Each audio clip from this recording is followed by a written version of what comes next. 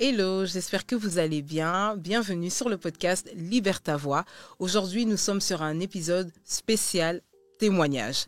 Et j'accueille une petite sœur que j'aime beaucoup. On va l'accueillir ensemble. Libère ta voix. Bonjour Tiffany. Bonjour Gisèle. Comment tu vas? Très bien, et toi? Ça va aussi. En tout cas, merci d'être venue sur le podcast. Merci pour l'invitation. Avec plaisir. Est-ce que tu peux te présenter à l'audience, nous dire qui tu es, d'où tu viens et peut-être ce que tu fais dans la vie? Alors, je m'appelle Tiffany, j'ai 25 ans, je suis étudiante en relations publiques et communication appliquée en deuxième année de master et j'habite à Liège et voilà un petit peu mon quotidien. Ok, enchantée pour les personnes qui ne te connaissent pas du moins. Alors aujourd'hui, tu avais à cœur de nous partager ton témoignage sur l'acceptation de soi. C'est bien ça. Est-ce que tu peux contextualiser la chose? Tu aimerais commencer par quoi? Alors, je vais commencer dans ma tendre enfance, parce qu'en fait, ça a commencé quand j'étais toute petite, parce que j'ai toujours été déjà la plus grande de ma classe. Et j'étais aussi un gros bébé, on va dire. Et du coup, ça m'a suivi un peu dans toute mon enfance et ça a apporté des complexes. Ce qui m'a plus complexé, c'est plus le regard des autres, oui. Et le fait que voilà, je n'étais pas comme les autres, on va dire. Et à partir de là, a découlé un long processus que je continue même jusqu'à maintenant, parce qu'aujourd'hui, je n'ai pas... Enfin, je veux dire que je ne m'accepte pas totalement, mais je me dis, oui. allez, je suis déjà à plus de 50% et okay, c'est déjà super. Très bien par rapport à avant. Et voilà, c'est un peu ça, le contexte. Ok, waouh. Donc, tu dis que tu ne te voyais pas comme les autres. Est-ce qu'il y avait des choses que tu n'aimais pas? C'était quoi qui était très challengeant en fait à ce moment-là, à cette période de ta vie? En fait, moi, j'ai toujours été une fille très sportive. J'ai commencé le sport dès l'âge de 3-4 ans. Donc j'avais fait judo, natation et basket jusqu'à 2020 ici. Oui. Et ce qui fait que j'étais très grande, très musclée aussi, assez svelte et assez costaude. Et par rapport à mes autres amis, c'était un peu compliqué parce que voilà, en fait, il y a toujours ce rapport à l'autre où tu regardes les gens qui sont autour de toi et tu te dis mais pourquoi est-ce que je ne suis pas comme les autres? Je peux dire que je n'ai pas senti un rapport aux autres par rapport à ma couleur de peau, mais plus par rapport à mon physique. Et je recevais des remarques, que ce soit même par des petits-enfants, même par des grandes, où oui, voilà, mais t'es grande, ou mais t'es... Pas que t'es grosse, mais on me le faisait savoir. On te le faisait comprendre, oui. On faisait savoir, et en plus, quand on était en primaire, on avait souvent les visites médicales. Et là, c'est... Non. Ils sont pas tendres, hein, Non, surtout pas avec leurs normes et tout ça. Exactement, mais en fait, ça m'a suivi toute mon enfance parce que je me mettais automatiquement dans la tête que je sais que je vais ressortir de là avec une lettre qui dit que votre enfant est en surpoids. Oui. Et en fait, je le savais et c'est resté ancré dans ma tête pendant une dizaine d'années. Et j'avais même peur des fois de ramener cette lettre à ma mère parce que je savais qu'elle allait me dire oui, mais il faut faire ça. Mais ce n'est que, allez, on va dire presque 20 ans après que j'ai commencé à comprendre qu'en fait, je suis comme ça. Oui, c'est vrai, je suis grande, je suis svelte, je suis assez costaude, mais je sais que je ne pourrai jamais être, par exemple, une taille S. Parce qu'en fait, c'est tout simplement ma morphologie. Et j'ai mis du temps, vraiment du temps à le comprendre et à l'accepter surtout. Et du coup, le sport aussi, ça m'a bien aidé. Voilà, j'ai vraiment le dos assez musclé, etc. Et aussi par rapport aux hommes, pas dans les relations amoureuses, mais plus dans le sens où, comme je faisais du basket, je faisais que traîner avec des garçons. Du coup, en fait, je ne me voyais pas, entre guillemets, avec... Tu trouvais pas ta place chez les filles plutôt? Voilà, exactement. C'était assez compliqué. Et puis, j'ai toujours eu un style de garçon assez un garçon manqué. Donc, tout ce qui était jupe propre, je ne mettais pas. C'était pas pour toi? Je ne mettais pas du tout. Le maquillage, je me suis maquillée, mais très tard. Et même encore maintenant, c'est que maintenant que je commence, quoi. Et en fait, c'est un processus où je me suis dit que, allez, il faut que... Je ne suis pas un garçon, je suis une fille et je dois me le mettre en tête. Et je pense que l'acceptation de soi aussi, c'est de dire que non, Tiffany, tu es une femme, tu grandis. Et être une femme, c'est pas forcément se maquiller ou quoi que ce soit, mais c'est plus me voir en tant que femme et me dire que c'est pas parce que je ne fais pas une taille XS que je ne suis pas moins féminine que je suis moins féminine, les autres, etc. Parce que même, par exemple, les bijoux, j'en mettais pas au départ à cause du sport, parce que les enlever, les remettre, à chaque fois, je les perdais. Mais après, c'est devenu une habitude que même pendant presque 20 ans, je ne mets pas de bijoux. Enfin, même là, encore, je ne mets pas de bijoux. Le seul bijou que je porte, c'est ma bague de fiançailles parce que voilà. Félicitations. Merci. Elle n'est plus à prendre. Mais parce que là, oui, là, j'ai pas de bracelet, j'ai pas de boucle d'oreille, j'ai rien du tout parce que, en fait, j'aime pas. Tu n'aimes pas. Je n'aime pas. C'est vrai. Oui, c'est un truc que j'ai accepté aussi, c'est que je n'aime pas. Mais une chose que j'essaye de faire, c'est de commencer à en mettre pour m'y habituer. Parce que, en fait, je n'aime pas, mais je sais qu'au fond de moi, j'aimerais bien en mettre. D'accord. C'est compliqué. En fait, c'est plus psychologique. Tu fais ça parce que tu ne veux pas entrer dans la norme. Ou est-ce que tu fais ça parce que tu te dis, j'aimerais ressembler quand même un peu, mais c'est comme si c'était un peu contre nature, tu vois?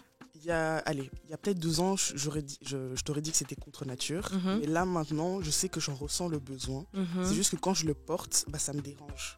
Parce que c'est pas comme si c'était toi, Tiffany, voilà, c'est quoi. pas moi. Oui. Mais je sais qu'il y a de temps en temps, j'aimerais bien en mettre, mais au final, quand je les mets, j'ai envie de les enlever. T'es pas habitué. Oui, voilà, je suis pas habituée. Ok. Mais je sais que je suis pas du genre à mettre 10 000 des bijoux et tout, des trucs comme ça. Tu vois, c'est un peu ça. Et ça, c'est des choses que dans mon enfance, j'ai eu à recevoir des critiques et des remarques, etc. En mode, pourquoi tu ne mets pas de boucle d'oreille, pourquoi tu fais pas comme les autres filles, etc. Mais au fond de moi, c'était plus parce que c'est pas moi. Oui. C'est pas moi. Et est-ce qu'on le comprenait, ça, que c'était pas toi? Ou alors, tu sais, parce que, allez, je pense que c'est pas méchant, hein, même de la part de nos proches ou de nos familles, mais on se dit, tu es une fille, tu dois faire ça. Ouais, une fille, ça doit mettre ça entre guillemets. Exactement. Et le simple fait que tu ne le fasses pas, on se dit, mais cette fille ici là, pourquoi est-ce qu'elle fait pas comme les autres? Et du coup, ma question c'est, quand tu recevais ce genre de remarques, même quand tu étais petite, de la part des enfants à l'école ou même dans la famille, qu'est-ce que ça a pu créer en toi? Ça a développé des complexes encore plus forts? Qu'est-ce que ça t'a fait en fait? Ça a développé des complexes parce que j'ai toujours été entourée de femmes et je sais que toutes les femmes, soit mes sœurs, mes tantes, nièces, etc., elles ont toujours été très féminines. Et du coup, je savais que j'étais pas comme elles. Et au départ, ça me faisait mal. Et après, j'ai commencé, entre guillemets, à me dire, tant pis. Parce que, en fait, j'étais tellement habituée à recevoir ce genre de remarques qu'au final, ça me faisait presque rien. C'est bon, c'est ok. Voilà, je savais qu'elles vont parler. Je me dis, c'est pas grave, tant pis. Mais il y a un moment donné où je me suis dit, je me remettais en question. Je me dis, oui, c'est vrai, mais pourquoi est-ce que j'en mets pas? Et en fait, c'est plus pourquoi est-ce que j'en mets pas, mais j'aime pas, mais j'ai pas envie de me forcer à mettre, mais je sais que je dois en mettre. Et même encore maintenant, des fois, c'est un peu le yo-yo dans ma tête. Mais je peux dire qu'à l'heure d'aujourd'hui, j'en mets pas parce que je suis pas habituée, mais je sais que de temps en temps, je ressens l'envie d'en mettre quelques-uns, peut-être des tout fins, etc. Oui. Et je me dis que c'est pas ça qui fait de moi une fille moins féminine que d'autres personnes. Tout à fait. Oui. Et je pourrais dire aussi que dans l'acceptation de soi, ce qui m'a beaucoup marqué, c'est aussi mon poids. Ok. Parce que, comme je t'ai dit, j'ai toujours été très musclée, très sportive. Et en fait, c'est ça qui a permis que je sois assez... Parce que quand on me voit comme ça, on ne devinerait jamais mon poids. Je le dis à tout le monde, mais personne ne me croit. Et c'est parce qu'avec le sport, j'ai le corps musclé, donc ça ne se voit pas. Tu prends de la masse aussi avec le sport, oui. Et je me souviens qu'il y avait une période assez sombre de ma vie, on va dire. C'était l'année du Covid. Du Covid où on était cloîtrés chez nous. Cette année-là. On faisait rien. On ne faisait rien du tout. Et puis voilà, t'es à la maison, tu manges. Tu manges, bah oui. Ouais, tu manges, etc. Et en plus, à ce moment-là, je m'étais blessée à un match de basket. Ce qui fait que j'ai dû arrêter le sport pendant 6 mois, plus rééducation. Mais entre-temps, Covid, donc mon club a fait faillite. Et j'ai plus du tout refait du sport. Ok. Et c'est ce que j'ai remarqué, que mon entrée à l'université a été accompagnée de la blessure, a été accompagnée de mon arrêt total du sport, ce qui a fait que j'ai pris du poids, mais extrêmement vite. Oui. Extrêmement vite. Et en fait, moi, je sais que je suis une personne, j'aime bien porter tout ce qui est oversize, etc. Tu te cachais? En fait, je me cachais, mais en même temps, j'aime bien. Ok. Du coup, c'est pour ça que c'était pas T'as trouvé ton équilibre. Oui. Je me cachais, mais j'aimais bien, en fait. J'aime toujours bien l'oversize. Mais ce qui fait qu'en fait, c'est comme si... Ça, je l'ai compris, peut-être 3-4 ans après, mais je sais que des fois, quand je me regardais dans le miroir, mon reflet n'existait pas. D'accord. C'est-à-dire qu'en fait, je me voyais dans le miroir, mais je voyais que mon visage. Ok. Genre, si tu avais enlevé tout le reste. Exactement, cette partie-là, elle n'existait pas. Oui. soit j'étais toujours avec un pull, ou même parce que j'en parlais une fois avec une copine à moi, et elle m'a dit, mais est-ce que tu t'es déjà regardée, toi, toute seule, par exemple, en sous-vêtements, genre peut-être pas toute nue, mais peut-être en sous-vêtements, et je lui ai dit non. Parce qu'en fait, je ne regardais jamais mon corps. Oui, ok. Même quand je me changeais, je ne le regarde pas. Tu te fais juste que t'habiller et puis tu regardes pas, quoi. Je ne regarde pas. Et je n'ai jamais posé de regard qui soit bon ou mauvais sur mon corps. Yes. Et du coup, pendant cette période-là, je me sentais lourde, etc. Mais bon, on ne bougeait pas, on était à la maison. Et je me souviendrai toujours de ce jour où j'étais dans la salle de bain avec ma mère. Et j'étais assise sur le rebord de la baignoire. Et du coup, elle me dit, ouais, mais c'est quoi ça? Je dis, oh, comment ça, c'est quoi ça? Et elle me montre mes genoux. En fait, moi, je faut savoir, je suis très, très claire. Oui. Enfin, sur mon visage, du bas, je suis claire, mais sur mon corps encore plus, parce que je ne l'expose jamais au soleil. Donc, il est vraiment très clair. Donc, toute petite marque, en fait, on le voit. Le voit. Et du coup, ce n'est qu'à ce moment-là, quand ma mère m'a fait la remarque que j'ai posé un regard sur mes genoux, et à ce moment-là, je vois des vergetures. Wow. Mais en fait, déjà de un, ça m'a glacé le sang. De un, parce que je savais pas qu'on pourrait avoir des vergetures à cet endroit-là. De deux, parce que j'en avais sur les deux genoux et ça montait vraiment comme ça. Ok. Et de trois, c'est parce qu'ils étaient rouges. D'accord. Rouges violacés. Ok. C'est même là, je t'en parle, mais j'ai des frissons en fait. Et quand elle m'a dit ça, là, je me suis rendu compte, j'ai posé un regard sur mes genoux et j'ai fait ah ouais. Et du coup, je suis restée un peu tétanisée sur le moment.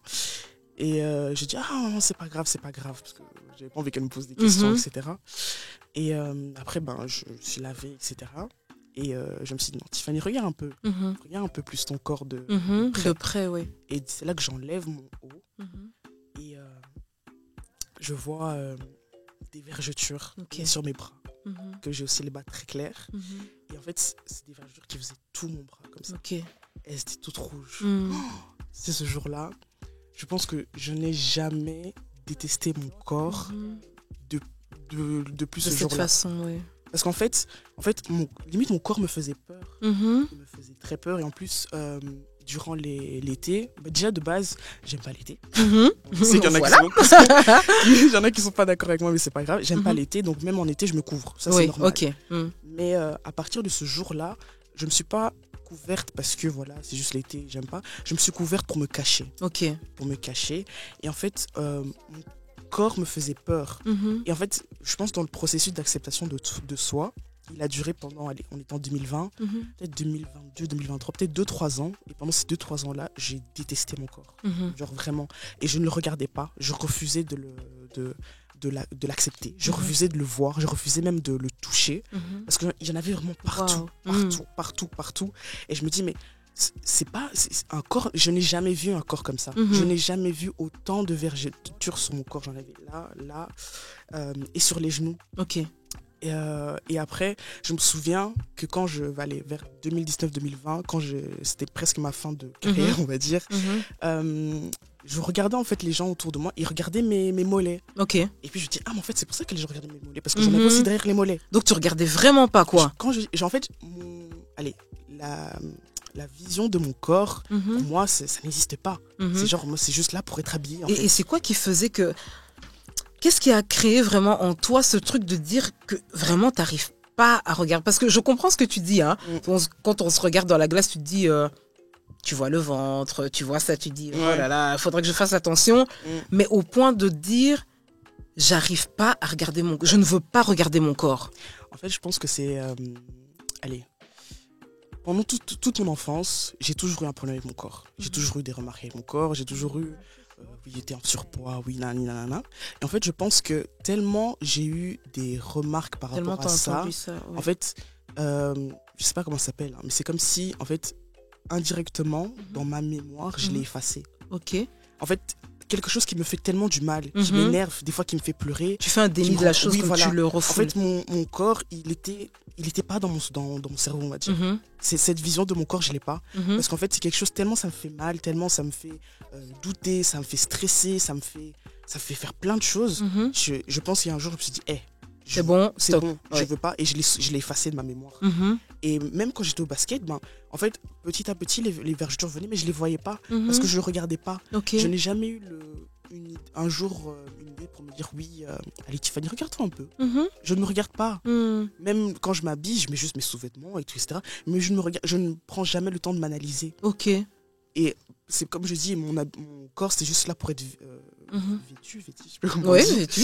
Et c'est tout. Mhm. Je n'ai pas... Parce qu'en fait, même par exemple, mettre des jupes ou quoi que ce soit, Tu mettais pas. je mettais pas. Oui. Du coup, je me suis dit, en fait, le seul moyen... mon corps, je ne le mets pas en valeur, Mhm. donc je le regarde pas. C'est quoi de le regarder si je le mets pas en valeur? D'accord. Tu vois? Mhm. Et pas forcément des trucs courts, mais genre peut-être, je sais pas, une jupe ou Mhm. un short. Mhm. Et ben, je mettais jamais. Du coup, je me suis dit, ben, ça sert à rien d'en prendre soin, quoi. Mhm. Mhm. Mhm.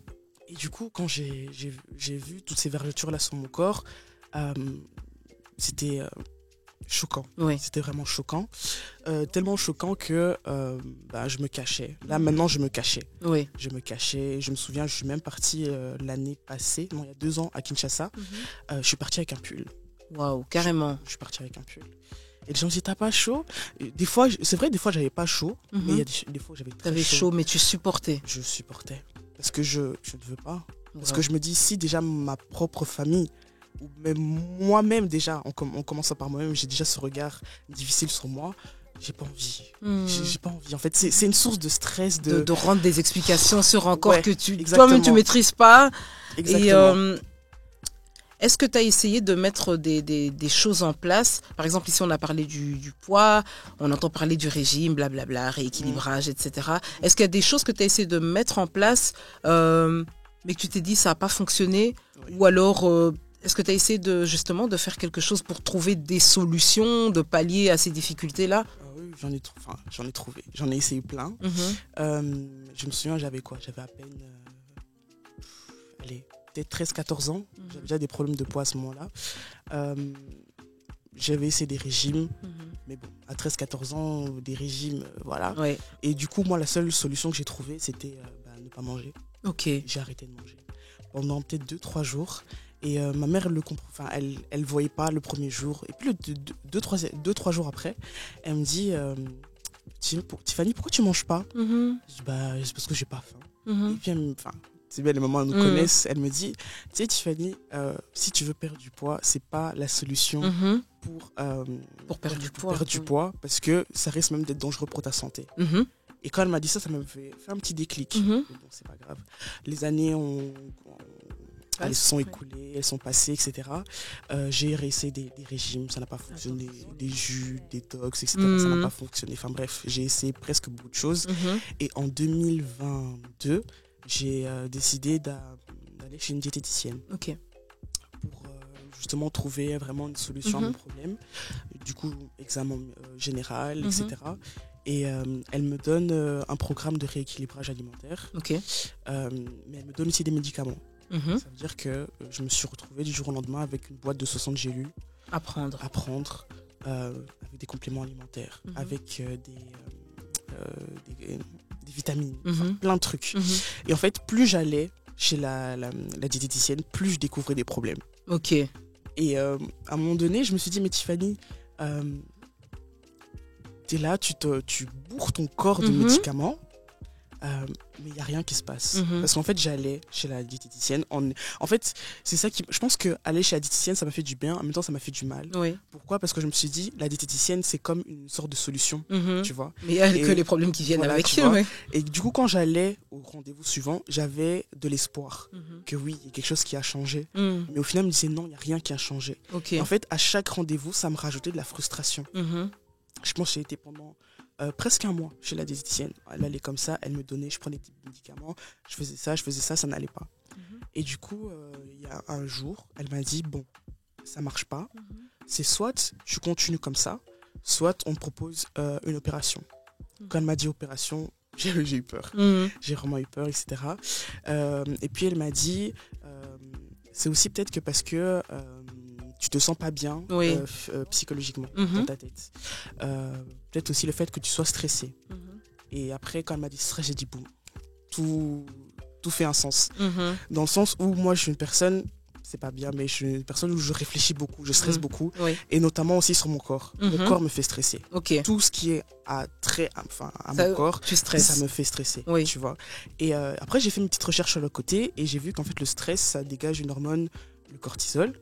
Et en fait, cette hormone-là, en fait, met un frein, en fait, à la perte de poids. Ok. Et du coup, j'ai fait, Eureka. Tant que dans ma tête, ça ne va pas, je ne perdrai jamais du poids. Oui. Jamais. Et à partir de ce jour-là, j'ai appelé ma diététicienne, je lui ai dit, madame, merci pour tout ce que vous m'avez donné. Là, je sais que ça ne va pas aller tant que dans ma tête, ça ne va pas. En plus, à ce moment-là, j'étais à l'université. J'avais fait mes 2 premières années à l'université de Liège en kiné. Ça n'avait pas fonctionné. Okay. En fait, ma première année, je l'ai complètement ratée. J'ai réussi qu'un seul cours sur les 13. Frustration. Et au lieu de me dire peut-être de changer, j'ai réessayé. Ouais. En réessayant, j'avais espoir. J'ai raté. Frustration. On me dit quoi ? Je suis plus finançable. Oui. Faut que tu changes. Faut que tu changes. Stress en plus.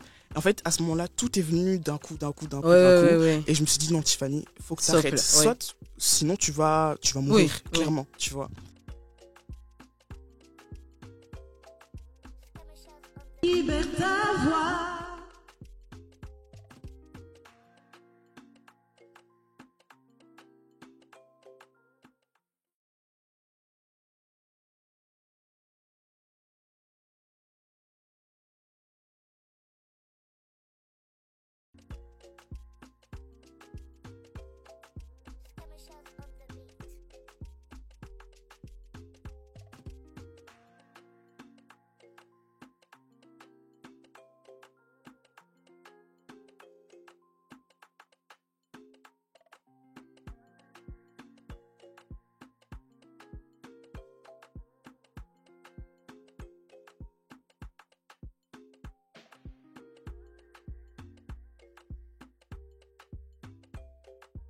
Purchase your tracks today.